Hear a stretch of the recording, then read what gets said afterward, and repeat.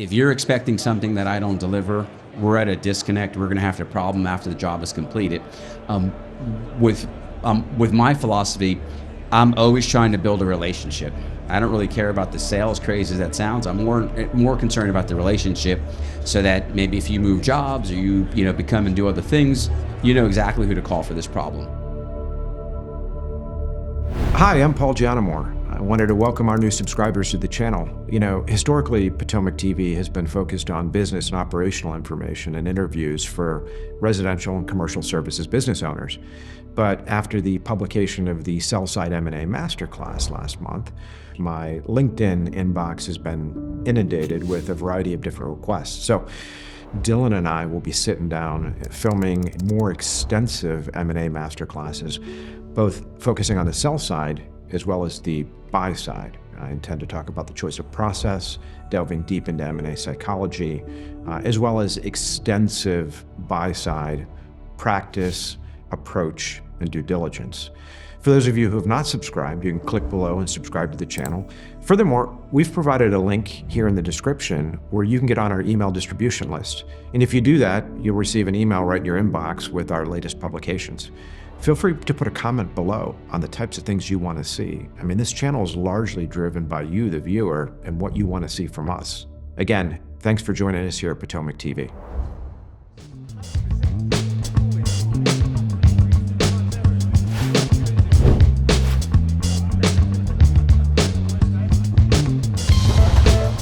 Brett, thanks for taking this special trip down here to Charlotte today. Absolutely. Appreciate you having me today. Yeah, so you're a lawyer turned Resi commercial services guy. How the heck did this happen? So we had a family business, which was pest control, and kind of worked through all the different ranks in terms of termite technician to, different fumigations and, a lot more op-based stuff. And then from there, kind of learned more of the sales side of the business, and then kind of went into growing the business through the years. How'd you end up going to law school, though, during all this? Unfortunately, I went to law school on a bet. Unfortunately, I'm one of those guys that always has a chip on his shoulder in terms of, people tell me that I can't do certain things. And I don't remember where it was. They're like, you can't go to law school. You're not smart enough. You barely made it through high school. Went to law school, graduated, taught my class, went to Seton Hall Law, then did a clerkship thereafter, then concentrated on real estate and development at a firm in New Jersey, represented large commercial builders. Loved that. From that point, my father, was still involved in the business at that time. And then he said, hey, planning on selling the business. Just want to kind of let you know, I don't think you have any interest in it. You're doing your own thing. And I said, you know what? I'm going to come back. I was just kind of billing out 110 hours a week and, really grinding it, which I loved. Not very conducive for family life, so to speak, to have that flexibility. So came back to the pest control company and started growing that, and added some different vertical markets with bird control and things of that nature, some different aspects of it that I could have a little more control of, to kind of handle and, continue to grow the company. I mean, did you feel at some point you were trading, time for dollars? I did, and it was one of those things that, I realized that I was a victim of my own being a workaholic. I was doing so much, and I was making everybody else a lot of money. Don't get me wrong, I was making some decent money at the time, but I also started seeing very early on that I was missing birthdays, I was missing significant events, and missing those things. I started seeing very early on, like the first 3 years of my older son's life, I was never around, and I just started seeing that division started really adding up. And then we had our second child, Luke, and I was like, I got to make a change. And I didn't know what it was at the time, but either go out on my own or come back to this direction. So definitely trading dollars for hours. And so was it your father was considering retiring? He was considering retiring, but he was just kind of at that point in his his path, kind of done with pest control and everything, and he had gotten it to where a manageable point that he felt that he can maintain. And he was just getting ready to. I was joking with Franco about this. he had gotten an offer from Waste Manager for 11 multiplier, and it was like, why didn't you take it then? Right. So, I think he was just looking for the next chapter of his life, and, it was just kind of worked out and, kind of went forward. So you grew that business in New Jersey for many years, and then ultimately exited that to a private equity-backed platform in correct. 22 we did that? I can't remember. This will be 3 years, so almost 22, 21, yeah. Yeah. Wow. Okay. And what was that like? That was interesting, working with, Potomac in terms of the industry knowledge, and really the mentor in terms of having someone always to talk to, always answering questions, professional guidance. It was certainly a process that opened my eyes to a lot of different components of things. I wish I had the opportunity to meet you guys before we actually said, okay, we're getting ready to sell, right? Because it really would have changed a lot of dynamics for me in terms of the sell side of things.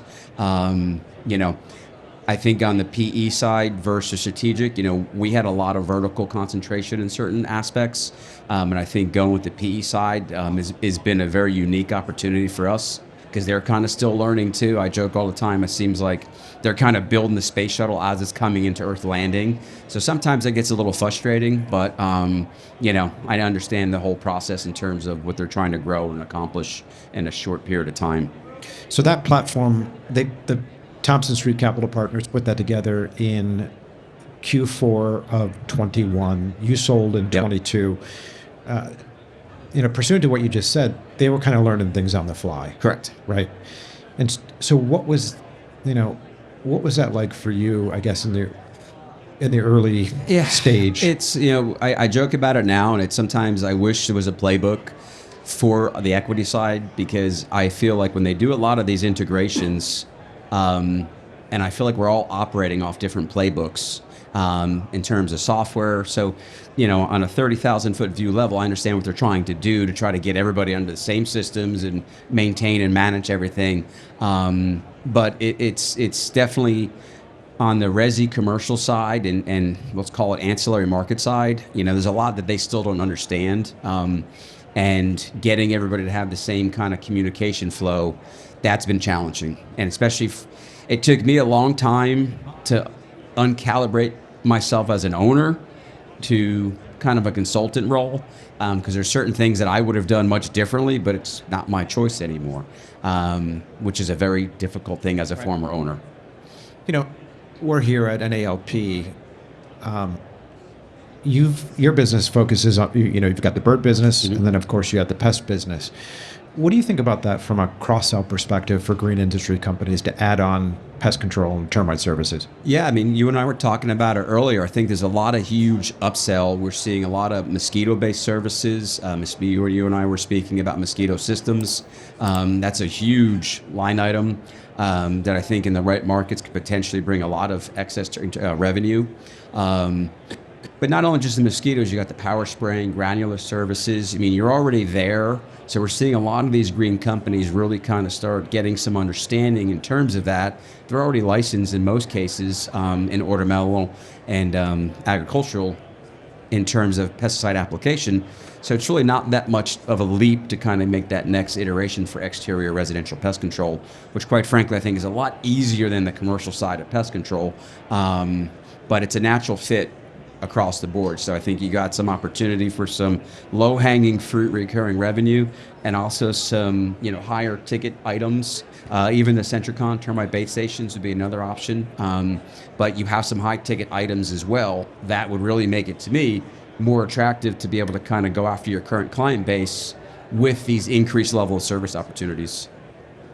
I'm interested if you had a lawn care business and you were considering cross-selling pest services, would you set up the pest in its own brand, or would you do it all under one roof? I would do it as a co-brand or separate, because one thing I do find is, this is just through my years of experience, especially on the bird side, let the people that are good what they do it, and then invest properly into those other vertical markets and really kind of dominate those markets. Fundamentally, I have an issue with when, let's say you're spraying for ants, and the next minute you're doing something completely different on termites or whatever. I think the more highly specialized and granular focus you can become on these different markets, it allows you to offer more expertise and understanding of the customer base. I think that cross-platform is, hey, we're already on your property, where you might have to pay another service provider X amount of dollars, but we can save you money because we're already here. So let's just add this and kind of bundle your program, and then systematically maybe start dripping out higher, ticket items from that perspective. So you're saying, Mosquito might be branded, you might have Paul's Lawn Care and then Mosquito's branded as a separate brand. Correct. I even did that on the pest control side. Okay, let's talk about that. What'd you do? Yeah, so we kind of had a slogan, mosquitoes suck, and we tried to really focus going after the mosquito companies because they were, I want to say, cutting the market out from under us. They were so low, they looked so highly specialized because that's, from the customer basis, that's all they did. So if that's all they did, you think They're the specialists, right? they're supposed to be the best at it, when in reality they really weren't in a lot of cases. So I think it's one of those things where we tried to have a really micro brand to generate more leads from that narrative from the customer perspective, and it worked. We generate a lot more mosquito leads. I think where I see a lot of failures with cross-selling is people are afraid to take the plunge and make the investment in the right equipment, the right people, the right staffing. If you're going to go after a market, go after it, commit to it, and make it work. But what about, okay, I can see the cross-selling to a different brand that's in-house. What about service? In terms of what? Well, do you use universal text to do? If I've got a lawn care company and I'm doing mosquito, would I really want the lawn care tech doing mosquito? No, I don't think so. My personal opinion. What would you do? I would have an independent team and crew so that we can kind of bat back and forth, because if we're able to kind of co-brand or keep it separate, I might be able to generate more mosquito revenue than I can then piggyback off the landscape and vice versa. So I'm always trying to pinochle around to say that, hey, listen, I'm branding this independently. Let's really go after this with the right technicians and right staffing. And this might, then we can offer lawn care to them. Or then, lawn care, hey, you guys are slow, come on, we'll transition you over to here. So you can kind of make those unilateral shifts amongst the different owners or, departments or whatever you want to structure it. But to me, I think that would be more effective than, hey, Billy has done work today, go change your shirt, and, he doesn't normally do this. I think you set yourself up for failure and not really, achieving what you're, in my case, I like to go after market dominance. So your thesis is we've got the primary company is the lawn care company. It owns the customer relationship.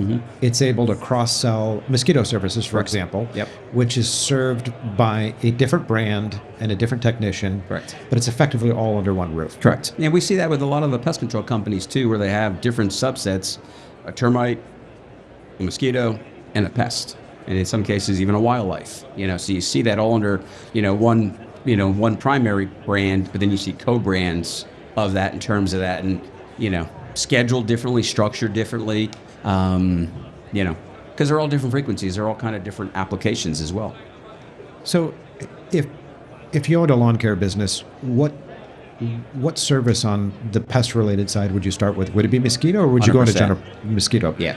I'd go to mosquito. I like general pest too, because one of the things that we did that was successful residentially, we offered an umbrella program, and I think we charged you $49 for anything under the sun, exclusive of live animal, wood destroying insect, and anything interior, because we're still using the base broad spectrum chemicals outside. So who cares what it is? So if I say to you, hey Paul, it's $59, I don't care what it is, unlimited retreats, and we put a little twist on it.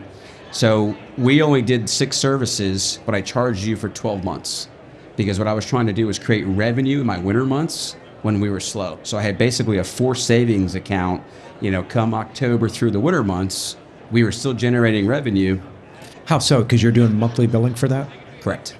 So I didn't want you to pay up front. I wanted monthly billing, forced every month, hitting the credit card, boom. In the winter months, we stopped doing the service. We kept getting paid for those additional 6 months. At what point would a company like a landscape or lawn care business think about adding general? You'd start with mosquito, and then would you get into general pest at some point? Yeah, I think general pest, you're going to have a little more pest-specific knowledge, right? Because you're going to have a whole host of different ant species, different spiders, earwigs, roaches, So you're going to see a lot of different pests outside that you can, if you don't have the right knowledge base, you might not be able to really handle. Mosquitoes is pretty simple, right?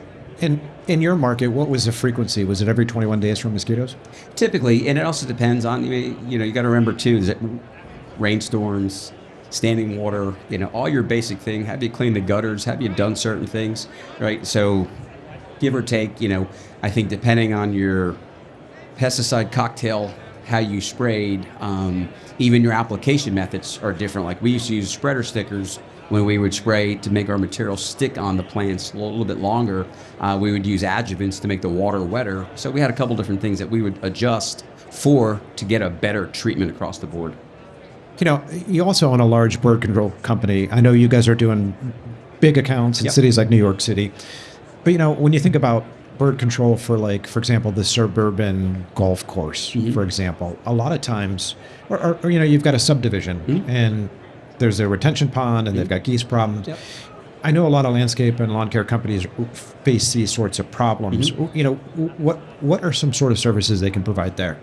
Yeah, I think from that perspective, that's a little more nebulous and hard to answer, right? Yeah. I think you could start out with some low-grade deterrents in terms of lighting, sound units.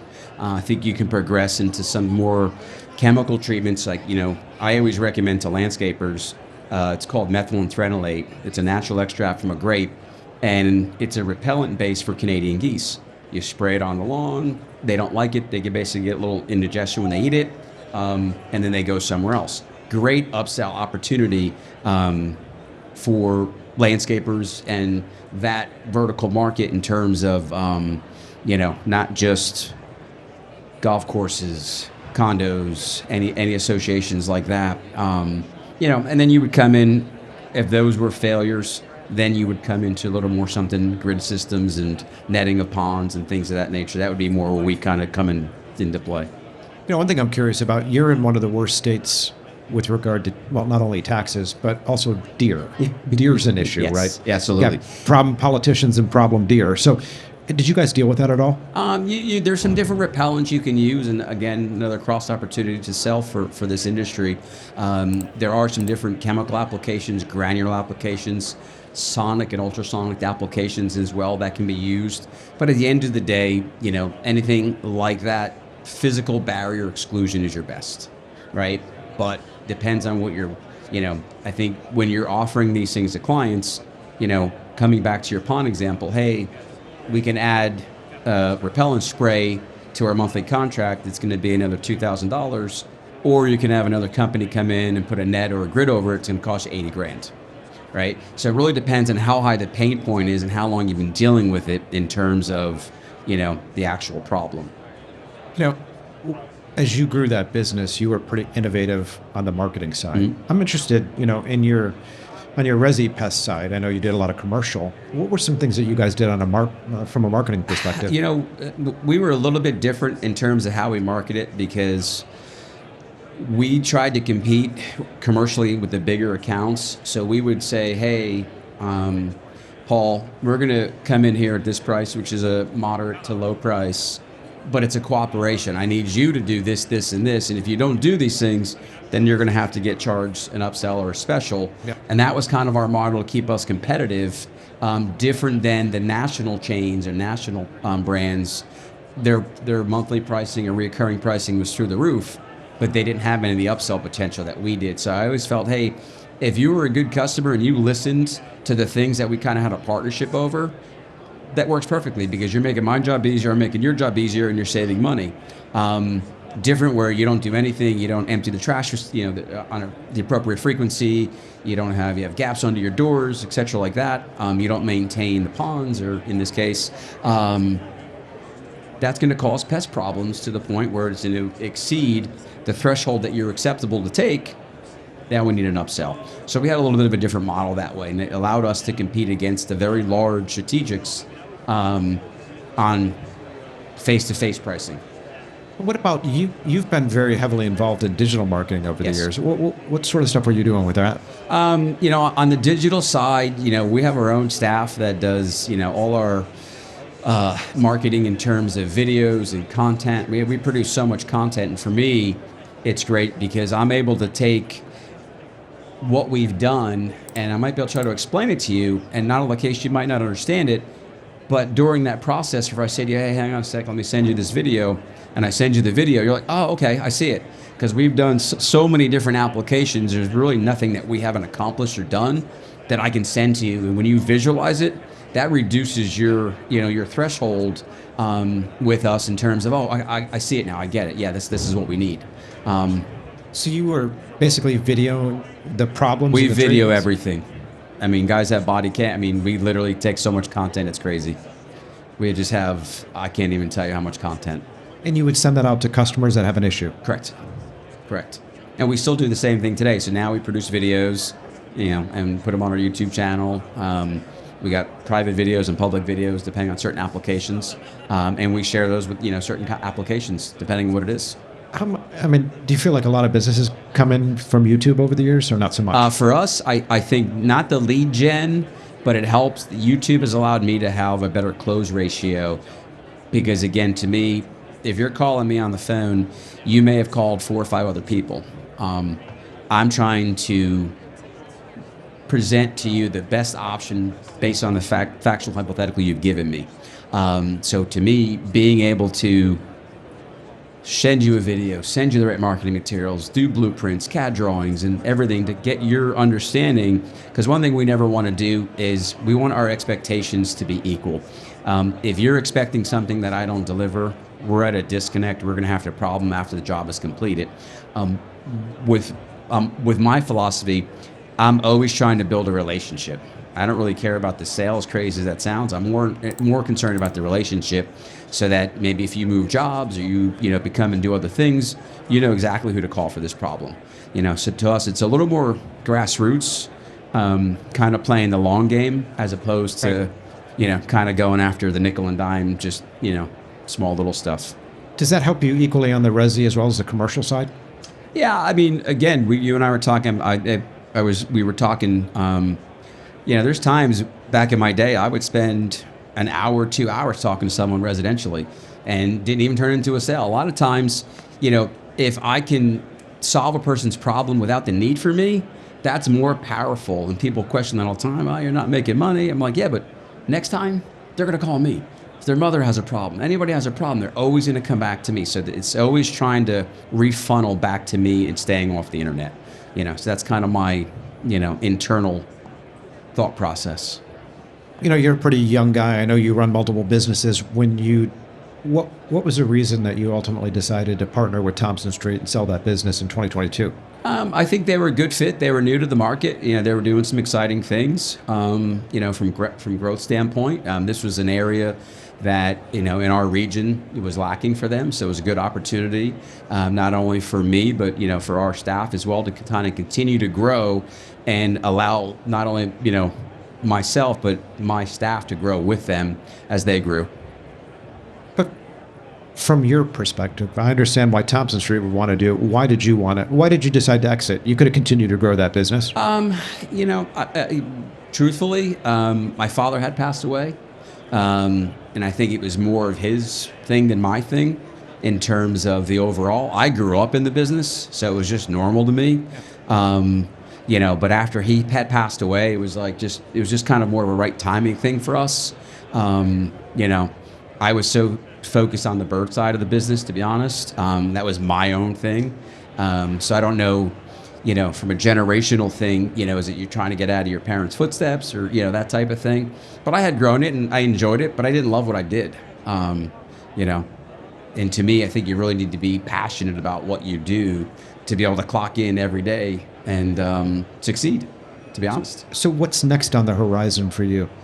Yeah, I don't know. I mean, we continue to grow the bird business, we do some different sales programs we're working on, and I'm always looking for new opportunities in terms of, I think I have a thirst to learn and always do something else to challenge me.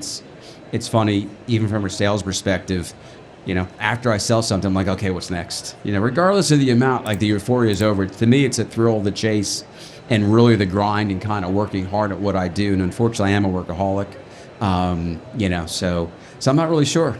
I'm not really sure. You've got a taste of how private equity works. I mean, is that something you would consider for the bird business, taking on additional outside capital to go out and do acquisitions? Yeah, I mean, we would love to do something in terms of, being able to acquire and grow that type of brand for roll up in terms of, bird control. Because I think it's such a unique market that really not that many people understand. And I think the people that do it, are kind of super niche, but there's such a need for it. And, when we had both the pest control and the bird business, it was great for me because I'd be able to come in onto the birds and, while I'm here, can I go check your bait stations? Can I go do this? Can I get on the bidders list to do this? And we landed a lot of national accounts that way because they had such trust in us in terms of what we did on the bird control side. I had no barrier of entry on the pest side. So, you and I kind of talked about different, ways to break into markets. To me, that was my Trojan horse to be able to break into other markets that normally people wouldn't even talk to me, because it's such a specialized niche in what we do. Over coffee this morning, somebody asked me a question. I'm going to ask it to you because I don't have a great answer for this. What do you see as the viability for, like, for example, a lawn care business to go out in the market and do a referral partnership with other sorts of businesses, pest control, for example, instead of providing the services themselves, actually trading customers back and forth and focus, sticking to their knitting, so to speak? Yeah, I mean, I think if it's the right partner, 100%, I think that's something we do that now with a lot of different things. And we did that on the pest control side. For example, we would partner with, different heat treatment companies and, different things like that for bed bugs. So I think if the relationship is right, but typically I think what winds up happening is you start learning really quick and you start seeing different revenue pieces, and then you wind up saying, okay, so I think that'd be a great way to kind of test the market potentially to see, hey, what can you generate, And I think I'm a tough person to ask because I always do things backwards. I build it and make it work because I have no choice at that point, right? Because I've invested and did it. I do 110%, and I know it's going to work, and there's no doubt in my mind it's going to work. So I think for people that are a little bit unsure of it, yeah, hey, go reach out to certain professionals and see if you can't link up either with a mentor or, to try to cut that learning curve down to see, but then they might turn into a competitor. Yeah. Let me ask you this. What's some advice you can give to some of the younger guys in the Resi and commercial services space that are trying to grow these businesses? Maybe some mistakes you made or some things you wished you would have realized years ago. Or maybe you just did everything right. I don't know. No, I mean, I made a ton of mistakes. I'm just trying to think of something, I think really taking the time to understand things and more not so focused on growth, but more strictly on your service that you're providing. I've always been cut from, unfortunately, more of a sales side of things. So I've always been more sell. Whereas I've gotten older, I kind of focus more on the operation side of things, and I kind of let the service do the talking for the sales, where I think, early on, I was just so sales driven, I think you have to be passionate. You have to have a good understanding and willingness, I'm sure on the lawn care side, I know on the pest side, I used to joke with people, we deal with people's problems all day long. They're not calling to say, hey, how you doing? Having a good day?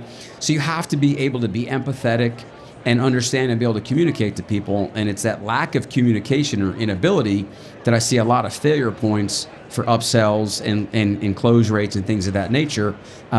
People are calling us for a reason. They have a problem. How fast can you get there? What's it going to cost me? That's what it takes. So you're saying focusing more on the service delivery, and I think that's a common situation. A lot of guys, you talk to folks here, everyone's focused on sales, advertising. How do you get more front-end customers? And I also think, too, to that point, you have to know when to step away from running the business to growing the business. How did you figure that out? It just took time. It just was one of those things that just took me a good amount of time to realize, hey, I'm doing all this stuff, but I'm not, I'm running and doing it, but I'm not growing the business. And, for me, was one of those light bulb moments where I started hiring people that were a lot younger than me to let them and mentor them to kind of learn and do the things that either I wasn't good at or didn't want to do, so I could focus on, okay, hey, what's our next move? What's our next jumping point? And that's where we saw most of our, gains, when I was able to focus on what are we doing? What's the business? And what was that? I mean, why didn't you do that earlier? Did you have the mindset that you were the best at all these different things? No, I mean, I think to me it was difficult, being in a family business, right? So, hey, your father wanted to do this, I wanted to do that, or, so I think that dichotomy was always a little bit, difficult. I think from an advice standpoint, just be good at what you do and stick to what you do. Don't try to do too much, So I think if you're going to break into the pest market, figure out what you do, get really good at mosquitoes, and then maybe add on something else from that point, but I think getting really good and mastering your craft is extremely important. Speaking of mosquitoes, I mean, the mosquito services are a relatively new advent, right? 10 years ago, you didn't see much of that. No. And I feel to a certain degree, a lot of that has become somewhat commoditized, right? True Green started doing it, Yep. the perimeter pest, the mosquito. So you start to see that. Have you seen downward pressure on pricing from Tremendously. Yeah. I mean, I think what we've seen is there's so many different micro companies doing this now, portraying themselves as experts. It's caused a lot of the pricing to really come down, and that's to me where if you don't focus on sales, but you focus on the relationship, 10, 15, $20 a month isn't going to make a difference because they know, hey, it's built on a relationship where you call and, the services are provided. Lyme disease is a big issue up in the Northeast, right? Yes, sir. Did you guys do any services related? I guess tick and mosquito is effectively the same service, is it not? Yeah, it is. And it's so tough, too, especially with ticks because, you could wind up doing a barrier treatment for ticks and then squirrel comes running through the front yard and sits on the front porch and tip drops off. You're not treating the front porch in terms of that. So ticks is a little bit different in terms of, but, I know in the past couple of years, there's been some incredible advances in tick control in terms of different applications and things of that nature that I've seen, and again, I think delving into the pests from the lawn care side, those are the pain points that people want to correct. I just think, at least at bare minimum, tick control would be a natural add-on to lawn care, right? Yes. People want to spend time in the lawn. Yep. That's where the ticks hang out. Correct. And, from what I'm reading, like your New Jersey, that whole area has got one of the worst tick problems in the country. Speaking from someone who had Lyme. How was that? By the way, I forgot you had Lyme. Yeah. How was that? It What was, that like? It made me question a lot of different things as far as healthcare. I don't even remember having a tick bite. It was one of those things that, I may have been bit as a kid and it was just in my bloodstream and something, caused it to kind of activate, so to speak. What were the symptoms and how did you realize you had it? It took me a long time actually, because there was I had a lot of muscle cramps and pains to the point where I couldn't even walk. Went through a bunch of different treatments and, everybody said, oh, it's just in your head. I'm like, guys, this is, not in my head. There's something wrong here. What do you mean you couldn't walk? Physically, I was in bed. I was bedridden. That's how bad the muscle pain was. Okay. So how was it diagnosed? I finally got into a specialist that had a 9-month waiting list. Ran a battery test, and I had 2 different strains of Lyme. And it took me probably about 2 years to kind of fully rebuild and kind of get back to normal. And Lyme is a virus, is that right? It's a tick-borne base, and there's a lot of different things in addition to Lyme, mold, and other, components that I think are in that same kind of genre of, illnesses. But, the medical community, by large, didn't even know what it was. I had different high-level doctors saying, hey, this is all in your head. And I'm like, you could see what my body's not able to even do, But Lyme's treatable, but it's not curable, is that right? I don't believe to think it's in your system. Once you have it, you have it. And what about for you? Do you still experience any of the symptoms? No, I'm on different regimens and treatment protocols, and I'm like super, hyper focused on things to reduce inflammation and, knowing what I need to do to kind of stay in my current, shape, so to speak. And that's largely from hanging out in wooded areas, just the grass. Correct. Yep. Yep. But I never remember being bitten by a tick or anything else. You know, but I mean, again, same thing with mosquitoes. You see these different illnesses and stuff. It's real stuff. You know, that's why I said you need to be really good at your craft and know if you're going to treat someone's house, you need to treat it the right way. But I mean, how effective are these tick control and mosquito control services in a home? I'm just curious. I think if done correctly, you know, with the right applications and the right machines and application methods, I think it's highly effective. You know, I think you're getting a good residual for at least anywhere from 25 to 35 days, depending on weather. You know, but there's some part of that the residential homeowner has to do too, cleaning the gutters, reducing standing water, you know, things of that nature. So it is a kind of a cuts both ways, you know. Doesn't mean you're not going to walk down the street and get bit by a mosquito. And is it deer that are typically bringing these ticks to the yard? Typically either deer or squirrels, one of the two. Raccoons, you know, smaller animals, but mainly deer, the deer tick. You know, now that you've been through kind of this whole private equity roll-up, you're getting a better understanding of how they look at things from a valuation perspective, right? And obviously recurring services are important. So I'm interested, you know, what have you learned in recent years about this? And you're still actively involved with the PE shop and how they look at things. Yeah, I mean, you know, you and I were joking about this earlier, and it's one of those things where I wish I had known certain things earlier on. End of the day, it's all about reoccurring revenue. That's all they really want to see on the balance sheet. You know, so, and making sure that those reoccurring revenue opportunities, you know, are grounded in terms of they're making money, how much are ancillary services, you know. I joke all the time, like, you know, we could have big ticket sales items. They're like, yeah, okay. But what about that $19 reoccurring month revenue service that continues to go in perpetuity? You know, so I think, you know, adding those type of add-on services to make your stop visit more profitable, reducing windshield time, you know, getting more route density. You know, those are the things they're really looking at as far as, you know, valuing a company. They'll pay much more, you know, on a multiplier for a company that has much greater route density, less windshield time, is fully optimized than they want for someone that's maybe making more money, but is all over the place and is scattered. You know, so I really wish I had, back to one of your earlier questions, that would be something I would have really hyper-focused on instead of just grow, not caring where the growth was, but being more strategic about growing certain areas, you know, continually. In addition to that, what about pricing, customer pricing? Did any of your thoughts on that change? You know, we've seen some different price increases, and I think we're a little bit tough to answer that question because of our upsell model.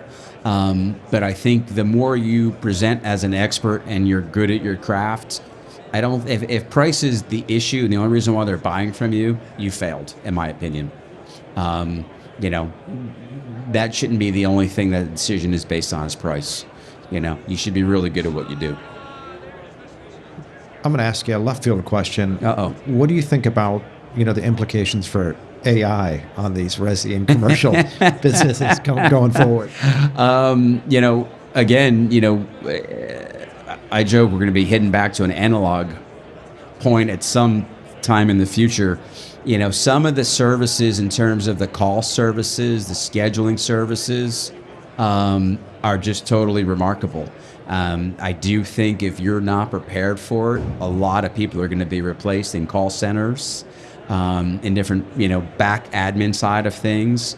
I think there's going to be a huge movement once it kind of really trickles down to the pest control landscape and these service-based industries.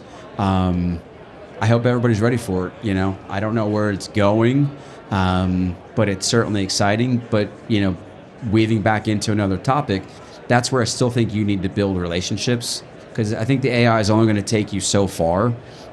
You got to be able to have those relationships that you can make calls and connections and, you know, always be willing to learn, and not just, you know, trust AI. But what does that mean to you, building relationships with the customers?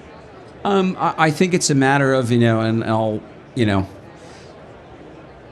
say what you will about the mechs. He's not even listening. Say what you will about the mechs. he always picks up the phone when I call. He always calls me back. Full speed, full of energy. I think building those relationships is something that is paramount in a long-term relationship in terms of trying to establish something, because you never know where that's going to turn, where you're going to divot, where another opportunity is going to be. So I think from that standpoint, a continual, it always grows, it's always something that continues to develop. And speaking of the Mex, what was it like working with him? Who's your favorite Mexican? Number one. The Mex. He was always high speed, heart in the right place, always never disappointed, that's for sure. Like I said, high speed, and That's not what my girlfriend tells me. I don't know what your girlfriend tells you, but like I said, he's the best way to put it, this is what I said to J-Lo, he's an acquired taste. Absolutely. Well, Brett, I appreciate you making a special trip down here to see us, man. It was I great to appreciate see you guys having me today. Sounds great. Thank you. Appreciate it.